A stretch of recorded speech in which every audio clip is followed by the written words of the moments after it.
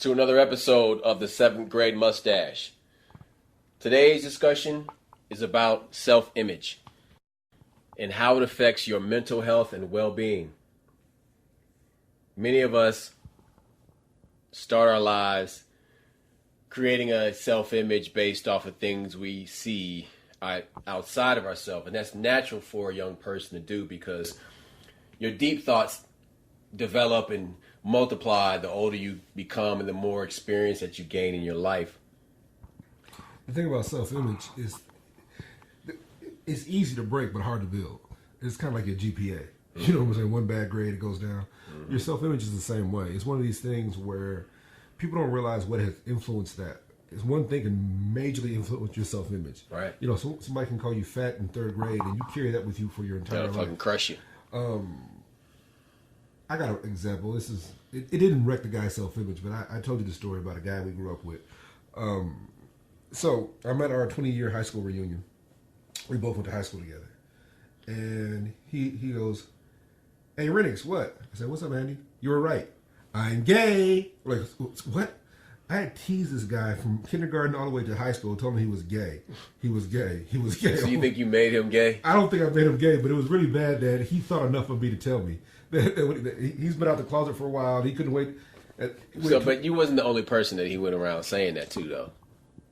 I'm pretty sure I was. No, I doubt it. The way he said Renix, I'm gay. I'm like, oh, for the love of Christ. And I thought to myself. But he's always been man on fire, and I'm not talking about Denzel Washington. Oh, yeah. I could dig it. But the thing was, I'm not talking about sexuality. I'm talking about the fact that I might have hurt that man's self-esteem. I might have, by joking with him. Obviously, I did. Kids do shit like that. Yeah, obviously I didn't. First things first, we were friends. He knew me. He knows me. We talk. Mm-hmm. I remember when he was smoking cigarettes with somebody else back in the day in the garage. You know, we were cool. We were, I remember he had like a bunch of cats. He said, "Man, that's dead cat. Why you call him dead cat? He's been hit by a car 7 times." I'm like, God damn. So yeah, I knew him. You know, we were friends, and so back then we didn't know about sexuality. We knew about gay, but whether he was gay or straight, I didn't know. I was just teasing him because he was feminine, and he wasn't feminine as in, "Oh my God, it's a wash machine." No, he was effeminate. Yeah, it was different. He dressed a certain way. He always had perfect hair. Yeah, so preppy. He was just preppy. He was preppy back in.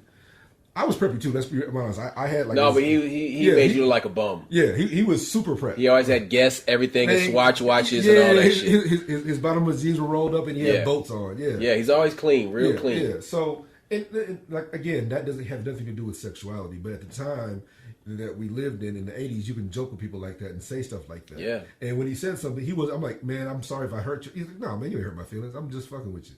And so it was cool. He had a sense of humor about it. Yes, but that's because he was a grown person, grown man. He is a grown man. Yeah. He doesn't have any regrets. A lot of this shit that people peddle on you are their regrets. Yeah. And that's why it's easy for people to hurt your self-esteem because it affected them. Yeah.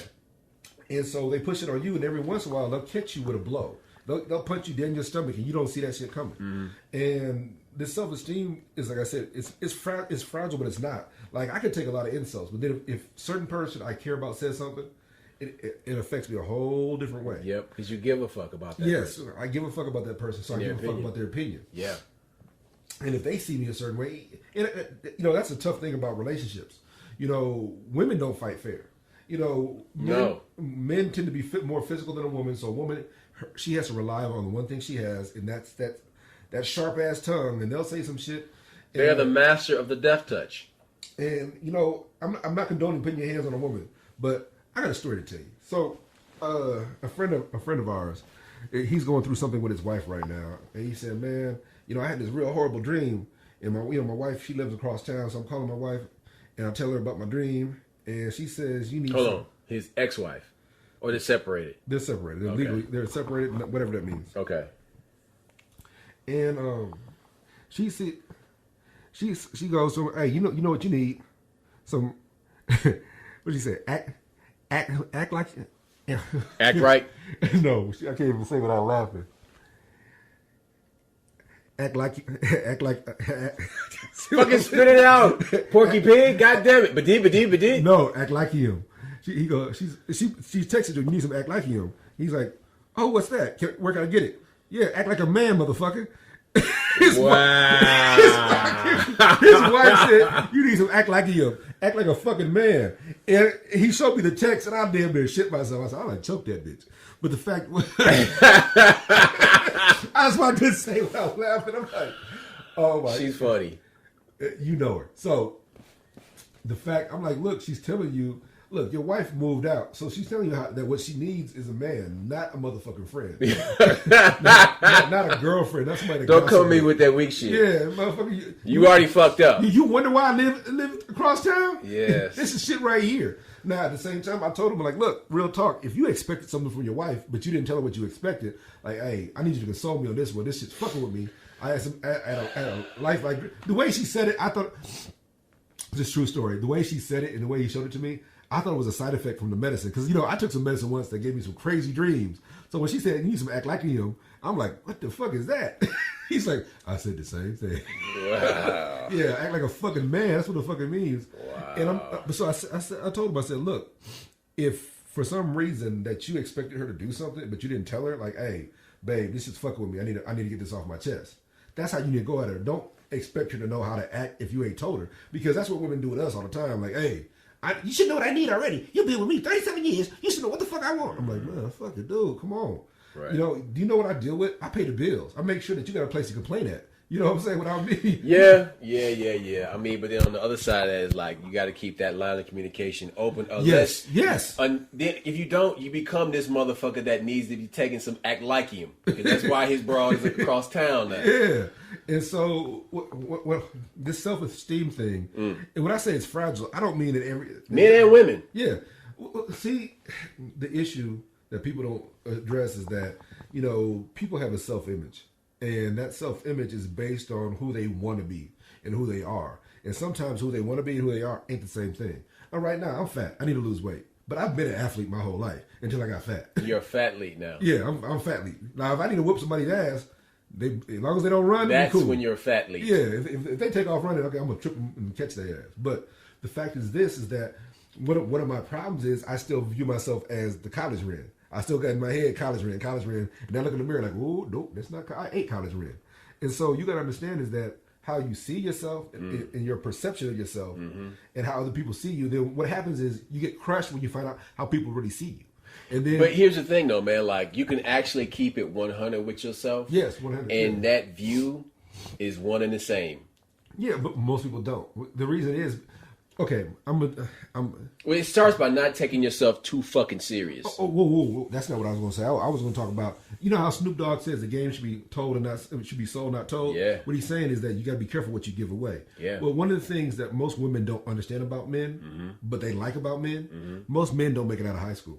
Most black men, I don't know all the white guys, but white guys too. Most men, when I say that, I mean mentally, don't make it out of high school. Mentally. Let's be clear about this. Mentally don't make it out of high school. I ain't talking about people dying and shit, but I'm talking about... Or just dummies. That too. But what I'm saying is that the reason you see these guys dressed a certain way, they still wear something that from all those years ago, they still drive the same type of car because that shit was in style when they was cool. Yeah. Now, if you didn't blossom in high school, it's not going to apply to you. If you dress like this, the way you're dressed now, in high school, I would think you're a pedophile in training. Yeah, middle-aged motherfucker. I'm 17. Grab him in the pussy. Right.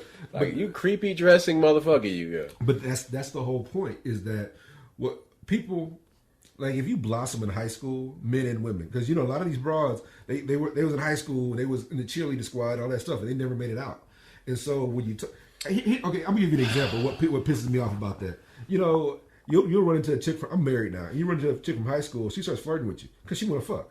I said, well, bitch, I want to fuck when you was a cheerleader. I don't want to fuck now that you Now that you're out of options. Yeah, you're fat. You're not a MILF. You're not a MILF. You're 3 MILFs. You know what I'm saying? You're a marshmallow MILF. Have you encountered that recently, or like in the past 5 years? Yeah, Don't say no names. No. When you run into somebody that you was cool with, and some of the people you did have sex with, and that's terrible. And they went around too. Yeah. I'm married. Like, look. And there's nothing worse. Another thing that fuck with your self-image. If you fuck a chick from college, man, I had this bitch one time. I'm fucking her from college. I fucked her in college. I'm fucking her now. She's like, man, I wish you had your college dick. I do too, bitch. I do too. I can't order the dick. Did she say that? Yeah. This ain't the same dick you had in college. Woo! But bitch. Damn! That's what I'm saying. Nigga. What the fuck? point I'm trying to make Oh is my that, God, bro. That's. but no. Hey. I feel sorry for your mother. What you say about my mama? The point I'm making is that so many people, like I said, when I say they don't make it out of college, that it's more so with black women. Yeah. I don't know. White girls, they tend to make it out of college. I mean, high school, excuse me. They make it out of high school. Yeah. They tend to get stuck a little bit after I college. just I'm still knocking bitches down, people. So that's that motherfucker. That's not me. Knocking bitches down, dog. fuck you, baby Smurf. Yeah. But, and what people don't ever escape from that because that's when they became an adult. What people don't get, when you become an adult, you think you're that person. You think you're Wolverine. That you're 33 for the rest of your life. Yeah, man. And so it's a big deal. Like I said, when you run into a chick from high school that didn't want to give you nothing then, but then she wants to give it to you now, I'm like, hey, look, man, I'd have You know what happens? You know what happens? We're talking about that self-image, and these chicks that had this super hotness self-image fades. Well, stop. The physical phase, not the mental. Hold. The thing is, the physical fades, and so when they see you, they're like, "Oh, this is either A, somebody I used to fuck that was attracted to me, or wanted to fuck. So let me get my self-image back up by fucking this person and hold on, doing some community service work." Yeah. Well, look, you know, I was single for years, so what we call that in the brotherhood is a slump buster. You know, like a batter. Like he'll be on a bad sprint where he's striking out, and then they're like, "Look, man, take that easy pitch. Don't you take the easy pitch? You don't knock it out the park. You get to second, third base." So that's a slump buster, right? It builds you up back to knocking it out the park. So sometimes you'll fuck a bitch just to fuck to get your kind of rhythm back. Okay, fuck it. I've been shot down 3 or 4 times. Yeah, I need a slump buster. And sometimes a slump buster ain't that pretty. So you can call her anytime, day or night. In fact, and for those that don't speak Negro, he's actually saying slump buster, not slut buster. That too. Like, here's the thing about a slump buster. They know who they are. They know that they only get called at 2:30. They know, like, look, man. That's a night fighter. Yeah, you call her like, look, bring your cousin and bring your sister, whichever one's at the house, because I can't fuck your ugly ass alone. I need some fantasy shit. I need somebody breathing in my ear. Yeah. I need somebody to play with my balls. Right, while I'm making you gargle. You know what I'm saying? And so, but what people don't get is that we're talking about sex like this and we're joking, but sex is a big part of your self-image. Yep. And so one of your most vulnerable times is during sex. Yep. So if you can sit there and have a sexual conquest, and you can do that, and you can be successful, that builds you back up. Right. You're chuckling. Where's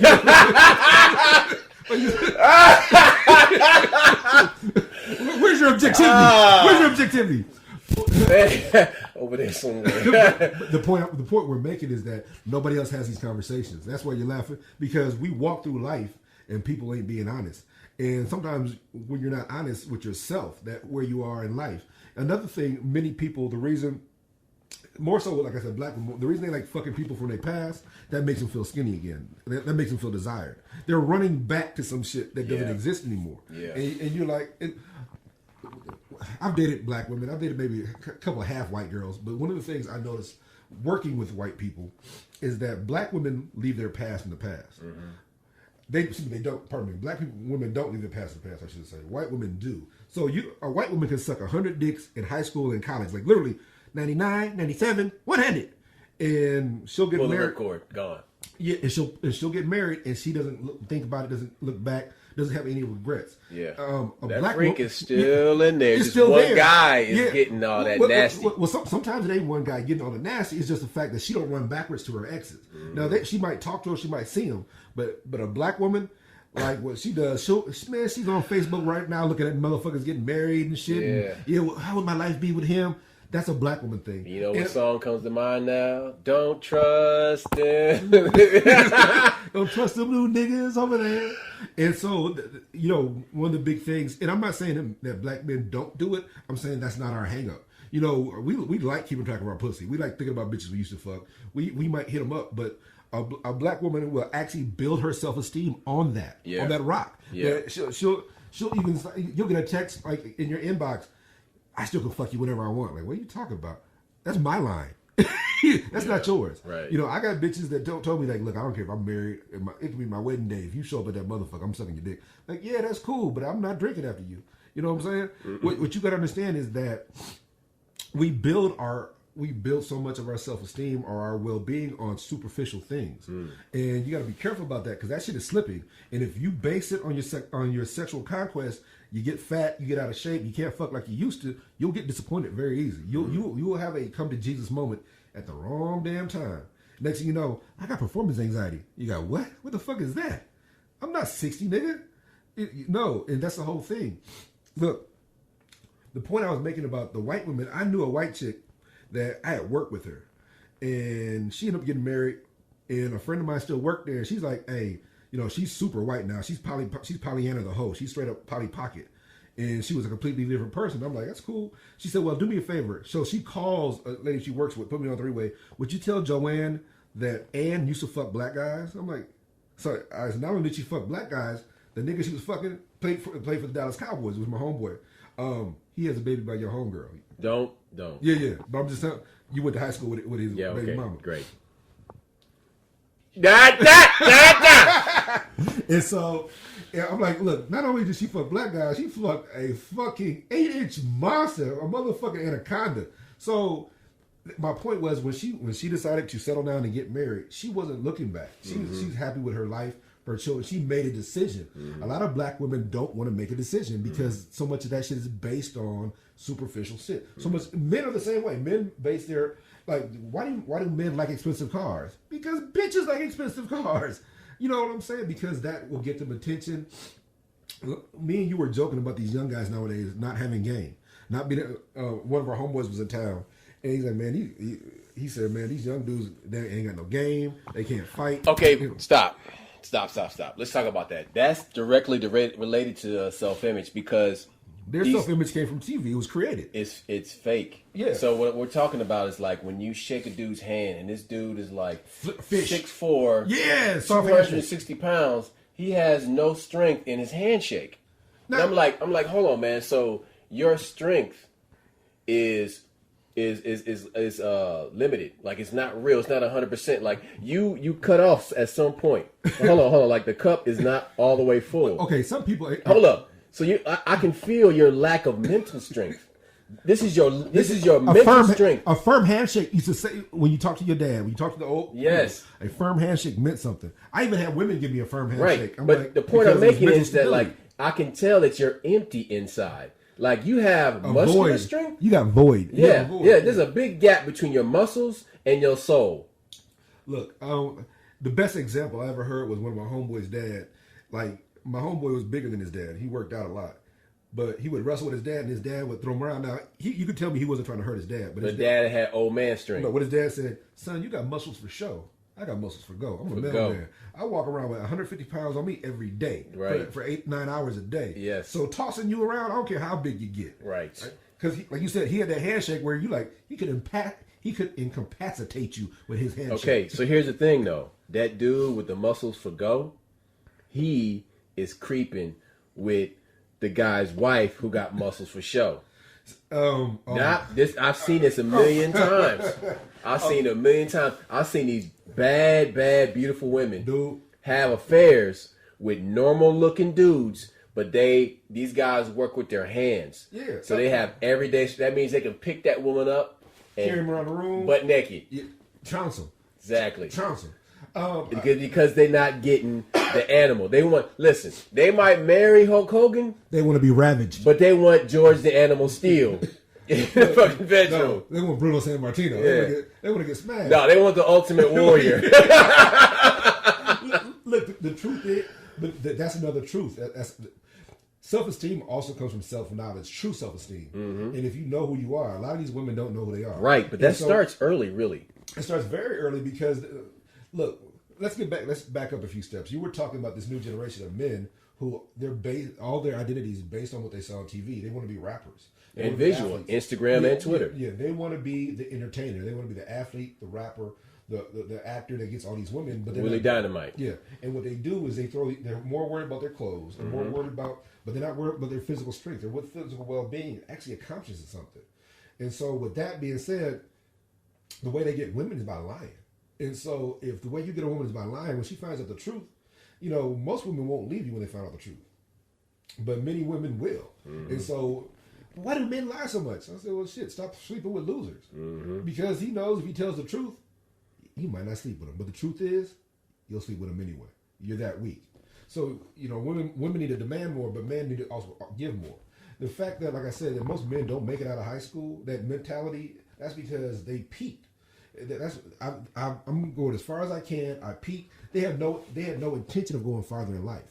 And they didn't plan ahead. You planned for life. We were raised in a situation where I'm going farther than this. This is not going to just be me. I'm going to be going for it all the way. But my goals keep changing. No matter what the cost, I'm going for it. My goals keep changing. Every day my goal changes. It advances. Not changes as in I gave up. It expands. Modified. Yeah. I learned something else. Hey, I didn't know about this the other day. This is now a goal of mine. And that's why struggle is really important. A big part of your self-image. Now, hold on. Let me expand on this because, man, struggling builds character. And when you start looking in the mirror and you start seeing that you have struggled, but you have gained and you have become stronger because of that struggle, that creates a stronger self-image.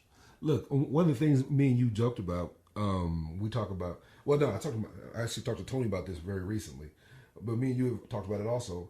Like Mike Tyson doesn't want his kid to fight. Have you seen? Yeah, I've seen that. I've seen that. His son is a beast, though. Yeah, but Tyson knows. No. Let's get to the real part. What it is that most fighters come from a difficult background because they have to overcome. That's what I'm saying. So what's going to happen when you get in a situation where it's time to overcome? That struggle was not there. You might wilt. Now, I'm not saying that boy's weak. I'm not saying he's not. No. I don't know the kid, but I'm saying that I remember they used to have this show. A&E loves to do the gangster shows. You remember, like Gotti and Me or Gotti? Well, they had a show about some kind of Philadelphia boss, and the guy's rich now. He's not doing that, but his son wanted to box, so he goes to watch his son box. Dad, ain't it pretty good? Like, son, you had it easy. I sent you to private school. This ain't a good idea. What the hell are you talking about? He's like, his dad's like, son, it's not a good idea. He said, those guys struggle, and as soon as they put you in the ring with a Puerto Rican that ain't had nothing, and he has a fight to eat. He's gonna treat you different. He's gonna put you in a place you've never been before. Right. And what do you have to fall back on? Claw out of that. The fire. Yeah. You got to have that fire. Now, I'm not saying they don't have ruthless rich people. I'm saying that there are some out there. I don't. They're ruthless. But what we're talking about is moxie, the grit, integrity, and fighting, intestinal fortitude. The Japanese call it fighting spirit. When your fighting spirit dictates a lot of shit over in Japan. And when you're confronted by this, how do you handle it? But this all ties into your self-image because some people see themselves as a boxer. Do you see yourself as a fighter? Do you see yourself as one warrior? Who can fight through this situation? And that's another thing. A lot of the things we talk about are about black people because we're ethnic. But the fact of the matter is because we're black. Yeah, we're black. Black on black on black on black on black. But the point is that's one thing that's been eliminated from our education on purpose because if you know what kind of warrior you come from, if you know what kind of integrity you come from, if you know what kind of people you come from, you know who you are. If you know who you are, you wouldn't behave a certain way. You would behave with dignity all the time. And don't get me wrong, hey, I like women. I like slapping a little ass here and there. But how you act in public, how you carry yourself, your expectations of yourself. So your self-image is based on your ethnicity and your culture and your history. And when you remove that, then you're stuck with what? Watching commercials, watching TV shows. That's what you're going to base yourself on. That's why every little... Building your image from a puzzle from different parts. Yeah. And one thing that I didn't bring up on one of our other conversations, I'm kind of glad. I had... when I first came back to Omaha, I had bought my house and I had started doing some stuff. Well, one of my friends was an administrator at school, so I started working with kids. And he was like, hey, Red, I can't pay you. I said, look, you know what? These kids need a black guy around. So one of the things I saw, you have no idea how many of these single moms had their kids playing basketball and kept telling their kids, my mama said I'm good. I'm like, dude, you're a ball hog. You're not that good. But the issue is that how can somebody tell you you're good if they don't know what good looks like? I mean, I'm not dissing their moms. I'm saying that, it's great that you put your kid in these programs, but they weren't being successful. I can spot somebody who has talent. I can spot somebody who played. I can spot somebody who's been coached. And some of them kids had a little bit of talent, but they were ball hogs. They were never coached. They were imitating Jordan. They were imitating whoever that best basketball player in the world was at that time. Whether it was Magic, whether it was, And so with that being said, it was more about fashion. And their moms wanted them to be an athlete, which I respect that. That's a good Because how is that any different from Serena Williams and their dad or Williams? But he was actively coaching them though. Well, that's not what I'm saying. They were actually good too. Yeah, they were physical specimens. Yes. Now Serena not so much at the beginning because Venus was a specimen. She was tall, lanky, but and then powerful. Serena grew into it. Yeah, she is. But the fact is that, you know, at some point in time, he said, I think first thing first, he had other children. You got to remember they have other older brothers and sisters. So he was like, you know what? I think he said back then, a female tennis player made $50,000 a year. He said, I thought that'd be a good profession for my kids. So he made a decision to make them into that, to give them a trade. And if he's like, if they go that way, great. If not, they'll still have the tools that are necessary to be successful in other endeavors.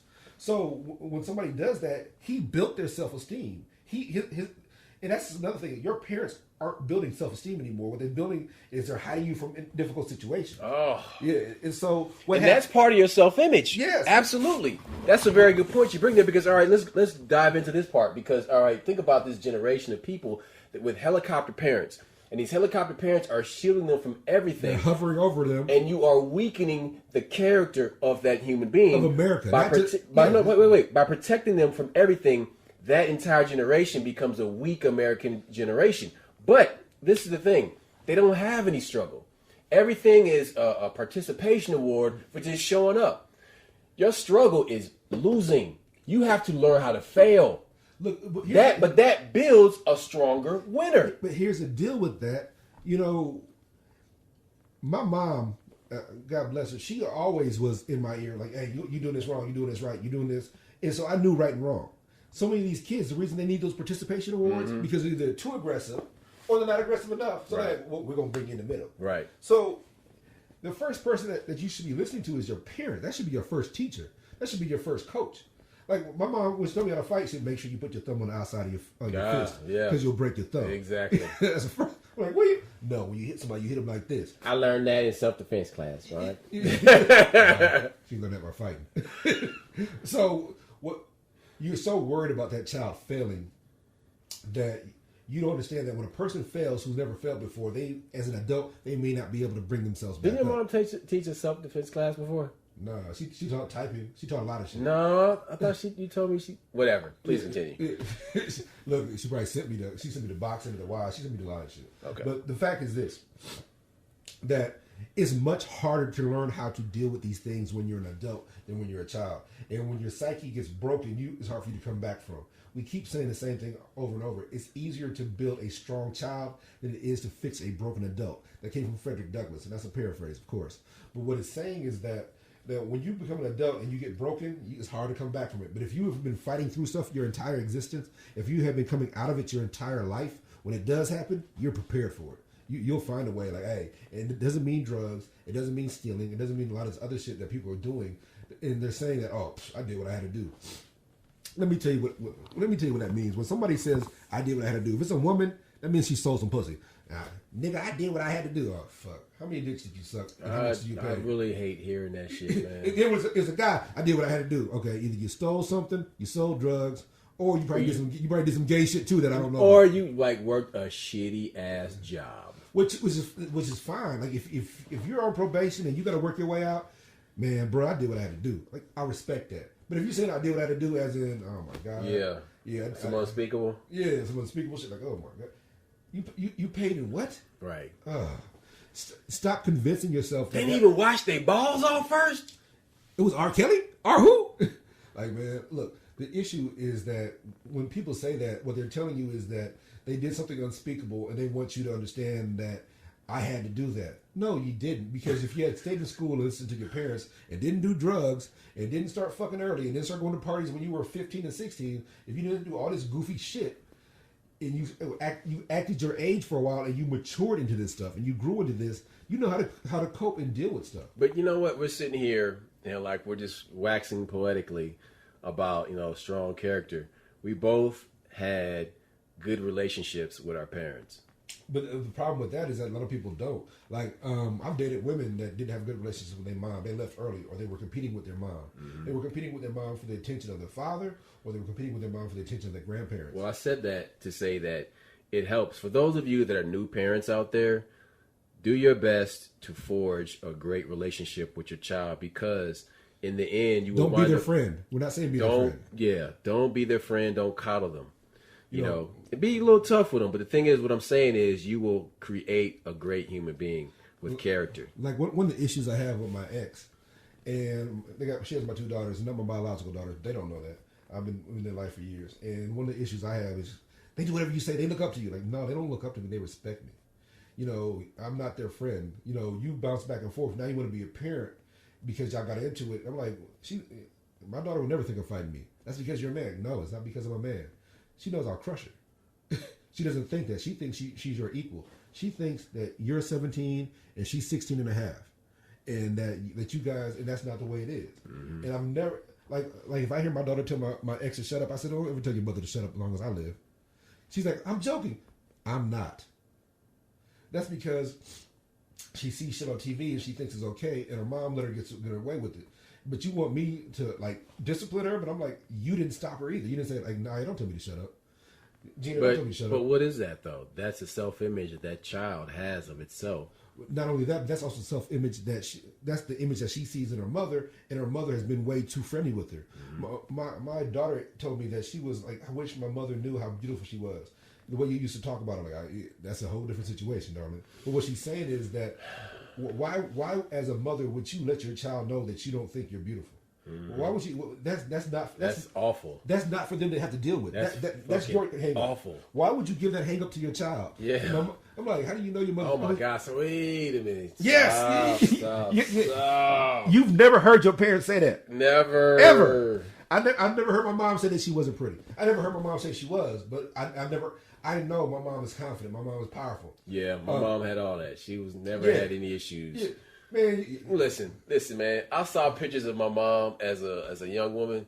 My mom was a good looking young woman. Yeah, your dad got lucky. So no, my dad had some skills. But listen, so the thing is that like these little girls that you're talking about, these little girls, man, that's a hell of a struggle for them. Yes, because they have to put a firewall up to protect. They can't even do it. No. They have to put this firewall up to protect their psyche, their own self-image against their mother's toxic bullshit. Yes, for real. And they don't. How can you know how to do that? How can you? What do you have to equip you with? They're doing it by talking with you because you're giving them the yang. Yeah. You're giving them the polar opposite of what she's doing. So hold up. So what's happening is they're cultivating this with your help in their heads. Like that's crazy. The youngest one ain't. Bruh, that's crazy. The oldest one is dealing with it, and so I'm like, so all of a sudden, like she's missing school. I'm like, why you miss school? Mommy said I gotta have a mental health day. She was having one a month. Now she's having like 3 or 4 mental health days. Like, mental health days? What the fuck is that shit? Yeah, taking days off because she can't deal with the people at school or whatever. I'm like, first things first. I said, I had a talk with her the other day. I said, look, your mom unpackaged you. You were so much like me that your mom didn't want to stare at you no more. So she unpackaged you. Now, first things first, her biological father is in the picture. He comes and goes as he pleases, but he's in the picture right now. And I'm like, so another story. After you did all the work. Yeah, there's another story about that. One time, when I was in Denver for my other best friend's funeral, a short time later, I went back for my godson's graduation. So I'm sitting in the airport, and she calls me. I said, why are you crying? Where you at? I'm at my dad's house. So what's going on? Mom put me out because I did this. I'm like, look, first things first, you don't talk to your mother that way. That's what it is. And your mother got frustrated. And she said, well, my dad's never here. The house is a mess. I see all kinds of underwear from his girlfriend and shit like that. And I'm like, he ain't even introduced us yet. I'm like, he'll introduce you. But the fact is this. Your mother sent you over there so you would stop acting like you're acting and recognize how lucky you have it. But the fact is, if she had been disciplining you the entire time, we wouldn't be here right now. You do have a smart-ass mouth, but you don't talk to me like that, right? I said, why not? Because. I'm like, no, it's not. Be specific. Why not? You're my dad. I'm like, yes. So you don't talk to me that way. And even when you joke too much, I was like, nah, don't joke with me like that. I'm a grown man. Don't joke with me like that. So what you understand is that I've cultivated a relationship with you, father, daughter, and I said, you know what I wanted you to be when you grew up? No, what? I said, I want you to be a marine biologist. Yeah, but I'm not good at that. I get that, but that's because your mother did that. I had you in martial arts. I had you doing all kinds of other stuff. And at one point, you could have took on anything and anybody, but then all of a sudden, she took you out that and gave her all her insecurities. Excuse me. And that's why I fast forward to the other conversation. I said, your mom unboxed you. She got tired of staring at me every day. Now, here's the deal. Your younger sister, she's me now. Because that's the way you used to be. You weren't scared of anybody. How many times has your sister kicked somebody or something like that? Hell, she did a front kick on me one time, hurt my hand. I almost had to beat the hell out of her. So what you understand is that your mom took everything out of you and put all the shit that she had, all her insecurities in you. And now you're more worried about not being, being too much. You don't want to be too pretty, too smart, too whatever. Fuck that. That's a limitation. That's a self-limiter. That's like buying a car that only does 105 even though you got 150 on the damn dash. You are limiting your own self. But you did that because of her. Because you don't want to make your mother feel bad. But then your mom runs through cusses and doing all this shit, getting drunk and everything else. How old is she now? She's 17. She has a license, so I think she's 17. I'm lying. She'll be 17 next month. December 22nd. That's her birthday. Wow. And she's going to be going to school at the end of this school year. Yeah, she'll be going to college soon. Wow. I got her upper bound. I got her some other programs. Okay, good. Yeah, because that gives her time away from that bullshit. And she's had some issue with friends. I picked her up from prom the other night, and she's like, prom? Yeah. What do you mean prom? No. You're talking about no the other one. Prom is until the end of the year. It wasn't homecoming because homecoming is now. Well, cotillion is later in the year too. Yeah, it was prom. It was junior senior prom. Because now homecoming's coming up this month. So look, it don't matter. I picked. She called me. Whatever. Like, hey, Dad, can you come get me? Like, hey, whatever. So then she said, I'm like, were they done? Because people were getting there. Like, well, I was done because such and such showed up. I didn't want to deal with them. So I'm like, so I asked her mom, what is she doing? She didn't want to deal with these people. She has some people she don't like, and she began to explain the dynamic that her friend is this big chick that they were real close. They came up together. Her other friend lived next door, and her mom was in jail. They've been friends for years. Well, the big chick stopped being her friend, and I guess apparently she did something sexual or something that I don't know about. I'm like, yeah, she'll tell me when she's ready. But then all of a sudden they start talking shit about her, and I'm like, okay, first things first. I said you're light complected. You've dealt with a lot of this stuff. The reason I put her in martial arts was because I knew this was coming. At some point, people want to mess with her because of her appearance, and so I said, well, look, I'll talk to her. So I'm talking to her, and she keeps telling me that she's mixed. I said, when you started this shit a long time ago. I thought I stopped this. I said, why are you saying you're mixed? I said, I know I'm not mixed, but that's because I'm so light, as people say. I'm like, so you let somebody else define you? Right. How do you allow? I said, your father is black, which I'm not a biological father. Her mother is black and white. So that makes you... The child's black. Yeah, you're 3/4 black. Yeah. So the person that's mixed, if you want to use that term, is your mother, but I don't use that term with her. Right. I'm like, you're African American, or if you tell me to call you different, I respect that. Yeah. But...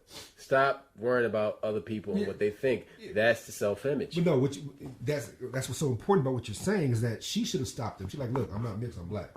I'm black. I'm black. If you define yourself, nobody else can define you. Right. That's important about this. So what I think happened is that this big chick, who's a little bit different than her, was happy to have a light skinned pretty friend, and they were friends. Mm-hmm. But then when she got older and it became a competition, mm-hmm. the first thing she could do to tear her down is what she used to tear her down. And now she's talking to the girl she grew up with and the friend that she had for a couple of years, mm-hmm. are their friends talking about her. And so I'm like, they've been waiting forever to do that. Yeah, because, and I'm like, real talk, her mom has done a good job raising her in certain situations. A lot of the stuff she does, grade wise and participation wise, playing the cello, running cross country, playing soccer. A lot of stuff her mom's done is right. So I can't diss that. The part about giving her your insecurities, that's some bullshit. You shouldn't have done that. But so she has a new friend now, and her new friend, when she was at prom, comes up to her like, hey, look at Barney over there. Because her homegirl's wearing a big-ass purple dress. So she tells me, I said, yeah, baby, that's a curse. That's a curse of Grimace. I said, only big things wear purple. Like, Barney's purple, Grimace is purple. Hell, FedEx planes are purple. So you got to understand that that's a curse of purple. So I'm joking with her. And then she opens up to me and starts telling me some of the stuff. I said, look, darling, you got a real friend that you guys are upper bound together. You spend a lot of time together. Y'all cool. Y'all on the same level. That's a friend. And stop letting these people interfere with your self-image, because that's not the image I built you on. I built you an image. Like I said, do you know why I put you in martial arts? Do you know why I want you to be a marine biologist? No, because I want you to be a spy. Nigga, I was raising a spy. I wanted you to be able to go cross borders and do all kinds of shit and mountain climbing and spelunk and all that shit. I wanted you to be like, you know how they had these damn commercials or tampons and be free. I don't want you being free only on your period. I want you to be free all the time. And I think what a lot of people don't get is that we sacrifice our freedom to fit in. stop doing that. Yeah. And so I got some older kids too that went through a lot of stuff, especially when, like I said, CPS got involved. But you got a lot of people that hurt their self-image because when they see somebody else do something, they think they want to do it, and instead of having the parents stop them or tell them that's not healthy, or tell them that, hey, you're damaging yourself beyond repair. Yeah. But let me stop you for a second, man, because like perhaps it's a cultural influence that's doing this because True that. years ago, music was pro-individualism. Yes. And I don't know, maybe I'm not hearing music anymore that's progressively individualistic. That's like pushing this like, hey, be yourself, that's do your deep thing. Shit. That's some deep shit. Because the reason that's so deep is because we grew up on G.I. Joe. We grew up on a lot of shows. We grew up on Sesame Street. We grew up, and at the end, they would tell you, hey, it's okay to be individual, or don't let people bully you. Do your thing. I remember. Hell, even Love Musical was like saying, do your thing. Everything. It's not so much, it's saying do your thing, but it's showing you something different. That's the issue. But back then, we didn't have the hypocrisy that these kids have now. You know, and also another thing that we didn't have, we didn't know about our actors' lives. Yeah. You know, I think just having so much access to the real person fucks a lot of shit up. Because back then, we didn't know all these motherfuckers was gay. We didn't know all these motherfuckers did drugs. We didn't even never seen these motherfuckers naked before. Yeah, real talk. Dude, like all these Hollywood actresses that were molested as kids. Can't wait to do it. They take these they take these nude photos, which they know that like, you know, these handlers are going to use to manipulate them. You know what I mean? Later on. Yeah. And that's exactly what's happening. Now we see them all the time. Like, can you name a celebrity that's not popular in the past 10 years that hasn't been seen nude? We see all these people nude. Basketball players, hockey players, people are people you don't want to see nude, you see nude. Like, bro, no, hey, man, hey. What the fuck? Come on, Jesus Christ. Right. Jesus Christ. I think that's what it is that we had way too much access now. And I'm not saying it's bad or good. But it has affected the self-image. The reason it affects the self-image also because now these people see themselves as that star and that celebrity. And they see themselves as they send in nude pictures. You got 14, 15-year-olds sending nude pictures. And I'm like, darling, that's a federal crime. Right, you know that? Right, that's pedophilia. Yeah, they don't understand that. Mm-hmm. Or their friend will get a picture of them and do the same thing. Mm-hmm. And I'm like, well, hell, how do these people know how to pimp and they're only 12 years old? Mm-hmm. They're doing these things. They're doing a lot of despicable behavior. And like I said, a big part of it is the access to the actors because before we didn't know. I remember they used to always hide out these niggas who died. Like Liberace died of AIDS. They didn't let that shit out. You didn't know he was No. Hold it. Slow down. I'm saying that I'm not referring to the death. I'm referring to the sickness. Is what I'm saying. Yeah. I'm saying that we had no idea that he had that. Mm-hmm. We knew when he died. Like, oh, he died of the flu. Yeah, he died of fluenza. Yeah, flu booty. And so you like laugh how we chuckle. But what I'm saying is that the idea is that people have private lives. Mm-hmm. And that's a big part of your self-image. People can't build themselves up in private. Mm-hmm. They're trying to build themselves up in public. Mm-hmm. And the public is fickle. You know, when Dave Chappelle said in his special, like, y'all motherfuckers right here, well, you know, somebody will bring up something that you did like 30 years ago and take away everything you worked for. Like, motherfuckers is you. Y'all the motherfuckers. Because if you find out I did something in high school, I grabbed this girl's butt in high school, you'll hold that against me. And I'm like, and that's what the dichotomy is really tough for me for some reason when it comes to certain things is because there are some behaviors that were completely inexcusable and there's other behaviors that are like, okay, no, that was a kid being a kid. He's trying to discover himself. She's trying to discover herself. And right now, everything they do, you say they're discovering themselves. Like, no, that's crossed the line. You're not supposed to do that. You shouldn't have done that. Y'all should. You know what? I want to talk about the exact opposite. There was a guy that we know in school. We knew him in school. We knew him, in the neighborhood. And this guy was a straight up nerd. Our view of this guy was like, he is a fucking duck, right? His view of himself shone through. Every time I would talk to him, I could see him fighting back against everybody's view of him. Yeah. Don't say his name, but this guy always, he always kept it on the up and up and positive. You know what I'm saying? Like, and you saw like towards like the end of high school, like when he got like towards like, to like really feel himself and shit, like he started to like really, try and like get a little swag about himself. Yep. You know what I'm saying? And like this guy is a prime example of like somebody fighting against the system, quote unquote, or like against the world, like fuck these people and what they think about me. I'm still gonna rock me the way I see me. Hey, one of our homeboys, they're twins. One of them is an actor now. You know that, right? No, I didn't know that. I know you're talking about though. Yeah. No, he was a shaky cop. And I know. Yeah. He was a Bruce Willis movie. You're talking about Ransford Doherty. You can say he's an actor. Yeah. No, he's cool as shit, man. No, real talk. I don't have anything negative to say about it. Yeah. And so you gotta understand. My wife, she grew up with a chick that dated. He was in a movie with Bruce Willis. Yeah. Shaky, I know that's why I said the shaky cop. Yep. My wife, one of the guys she grew up with is Falcon. Yeah. Mackie.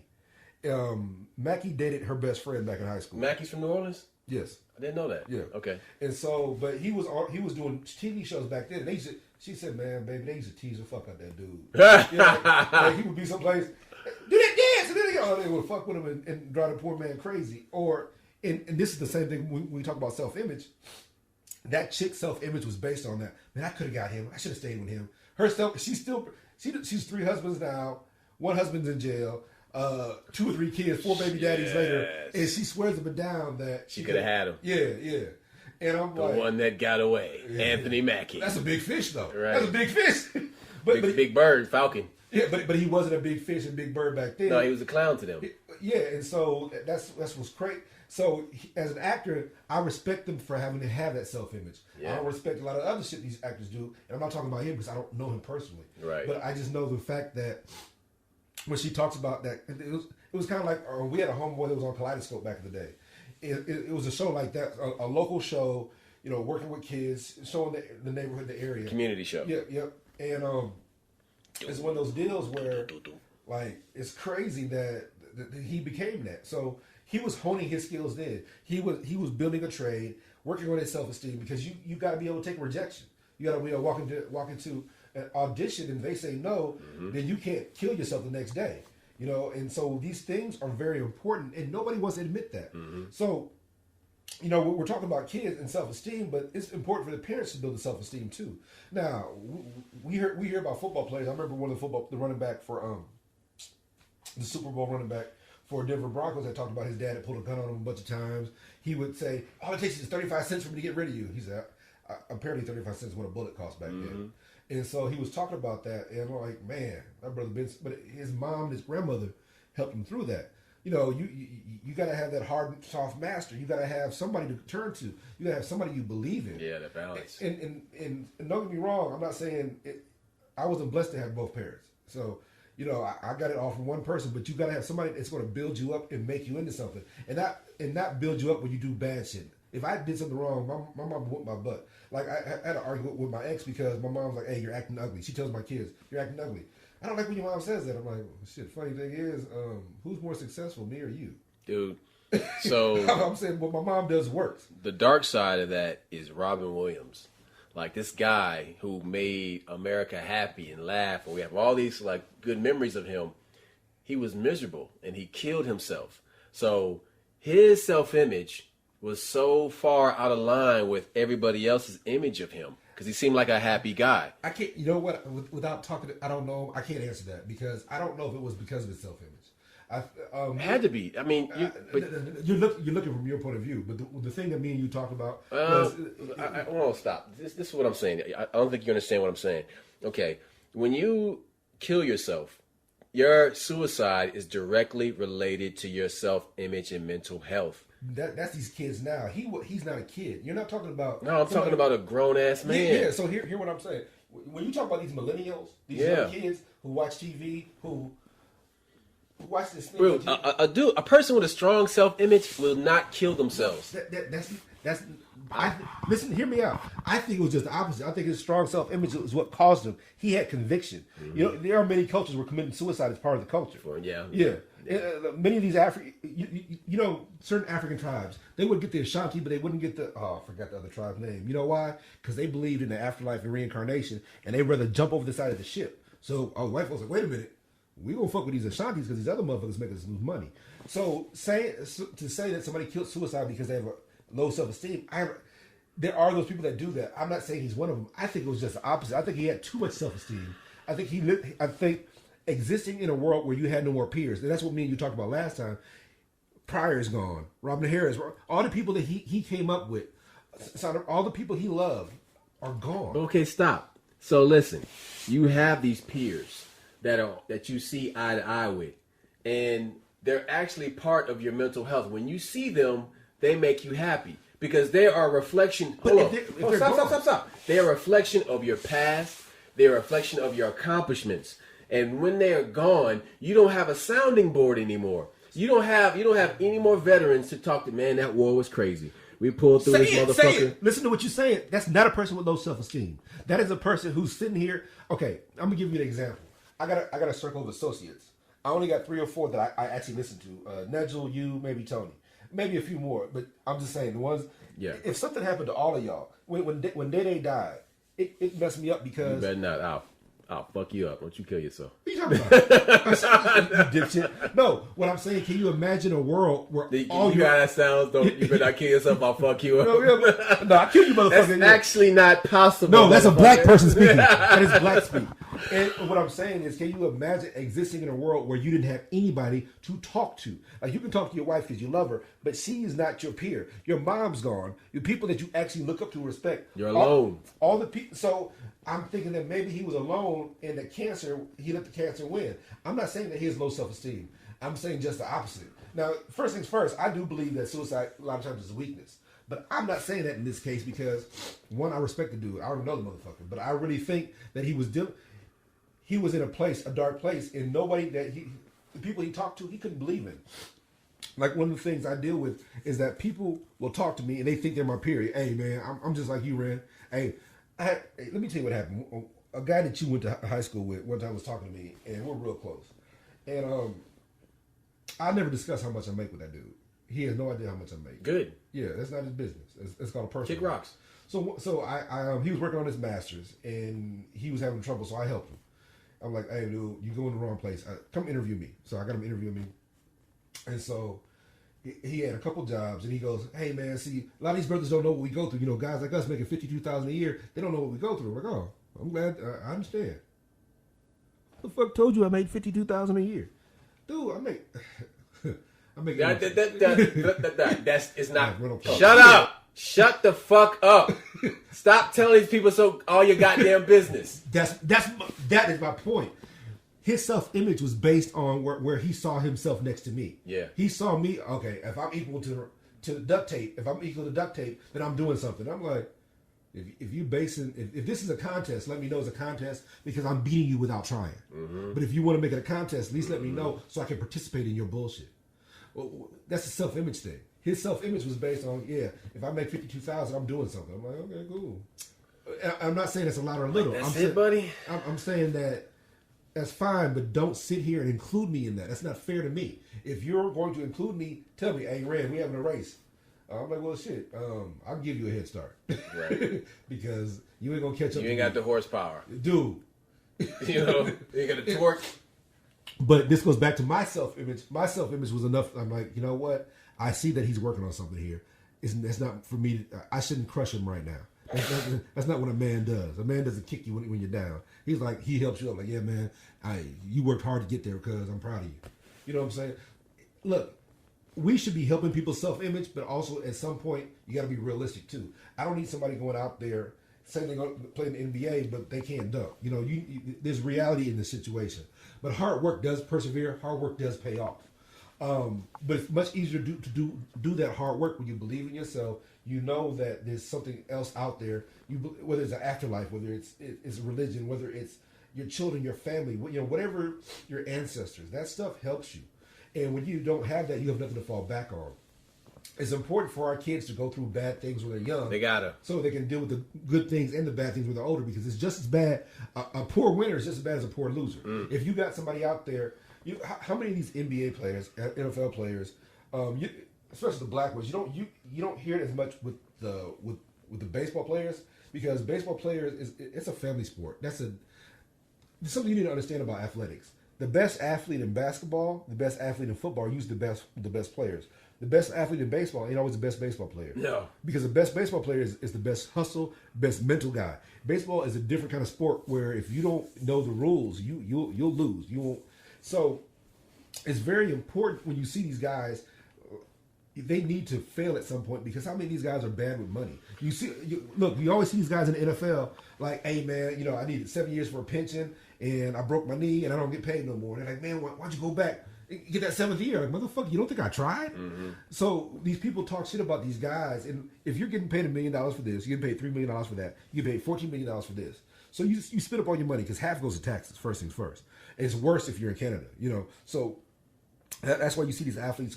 They say, "Fuck Cali, I'm going to Texas. Mm-hmm. I'm going to Florida. I'm going to Tennessee," and they go to these places. So right there, you don't have a state tax. So they go to these places, and every time you work, you get millions of dollars. Mm-hmm. Well, what happens when you spend that? If you pay your taxes, you split up the $8 million you got left. So you're like, well, fuck it, I messed up, but I got another $1 million. So after the 4th or 5th time you fuck up, ain't no more millions. They ain't giving you, because your talent is dried up. Yeah. Your value is gone. Yeah. Unless you become a commentator, they're not going to give you millions of dollars for anything else. So now you got to figure out what to do. Now what the fuck you gonna do? Yeah. So when you see these guys sell drugs, and you're like, but you was a millionaire. Like, man, shit, what else pays? Like drugs. He ran out of fucking options. So that's why it's important to have these kids lose also, because then they understand, like, hey, this money I got ain't forever. I need to invest it. Don't trust your family. Hey, you can't be buying your mom and your wife a house. You got to see these things. Mm-hmm. They have classes for it now, but it's too little too late. One of the things I always thought was, if you go to college, you should be able to major in athletics. You should be able to major in football. You should be able to major in basketball. Because what they're doing is making these kids, I'm taking business classes, I'm taking basket weaving. They're getting these bullshit classes that don't benefit them when they hit the league. They should be training these guys and building them up, so when they get to the league, they got something to fall back on. And not just a trade, but an understanding of where this money's coming from, and that it's not infinite. Look, self-esteem is important, because it can hurt you too. In that case, these guys who play these athletics, they think they'll be getting this money forever. Everybody thinks they're Jordan. Everybody thinks they're this. At the company I work for, I work with the labor, and one of the biggest problems I got right now is that every white boy that joins the company, they all think they're going to be CEO. There's only one CEO, and it's 53,000 employees. So you might get 2 CEOs out of there. One's going to retire, next one takes his place, one gets fired, and all of y'all can't be CEO. So some guys got to turn a fucking wrench. Yeah, I'm glad that you believe in yourself like that, but also I'm not glad that you don't recognize that kills our solidarity. When we got one person, that's a good point, that crosses the picket line. So you got to believe in yourself, in the system too. You both these things are important. You got to believe in your family, and if your family is that 4 people, for me it was 2 people, me and my mama. That was my family. Then I had extended family, my aunts and uncles, and then my brother right here from me. You was my extended family. But the fact is, if you don't believe in your family, so when we talk about black folks and self-esteem and the family and the relationship, what's killing the relationship, what's killing the family, that self-esteem is a huge part of it, because you don't believe in your family members. That's your support system. A chain is only as strong as its weakest link. You hear that shit with football. There's no I in team. Right. So then what happens is, okay, you create a island. And this island is this child that feels it has nobody. Because if you don't have that support mechanism, you don't have extended family. It goes both ways. You have this island. Now, diamonds can be made with that pressure. Yeah, yes. Pressure. But diamonds, again, are rare. Yeah. So this island is forming on its own. Now, on this island can be beautiful things, or it can be ugliness. That's the whole problem. Like, whenever you talk to these kids, they tell you shit like, hey, go to school, whatever. Eminem didn't graduate. Jay-Z didn't graduate. They millionaires. Like, they talented and they probably suck some dicks. So, get over it. Build yourself up, make a trade. Don't stop trying to be discovered. Make your own shit, because for one, Jay made his own way. 2, M was discovered by 50 and going back with 50 and M and fucking Dre. No, he was discovered by Dre. By Dre, I get that. But all that, we all together, we finding each other. Look, that shit don't matter. You know what I'm saying? If you create your own way, if you create your own system, then nobody can infiltrate it. Mm-hmm. Nobody can kill it. It's not dependent on another person. Mm. So what you do is create your own wealth. But part of that is you got to believe in yourself. From the beginning. You got to have a strong base. You have a strong ideology. You have to have a strong self-image from the beginning. Your operating system needs to be flawless from the beginning, so that no matter how many times you fail, it takes one win for you to blow the fuck up. Look, these parents have to understand. Stop being guilty. Stop feeling guilty as parents. We've talked about it last time. We talk about it this time. The reason these parents can't be good parents is because they feel guilty, because they can't provide what they want. They can't buy you Jordans. I'm not with your father. I'm not with your mother. Hey, I got arrested a couple times. That doesn't mean that you can't be a good parent. Mm. And so if you want your kid to believe in themselves, they got to believe in you. it trickles down. If you're solid, they'll be solid. You just admit, hey, I messed. If they catch you messing up, admit you messed up. But if they don't catch you messing up, as far as I need to know, my mom is flawless. She ain't ever did nothing wrong. My mom can't drive worth a damn. She blew a lot of money at the casino. Yeah, all that. I notice it now, but when I was a kid, she was awesome. Right. And again, I've told you several stories about her and her shotgun and shit like that.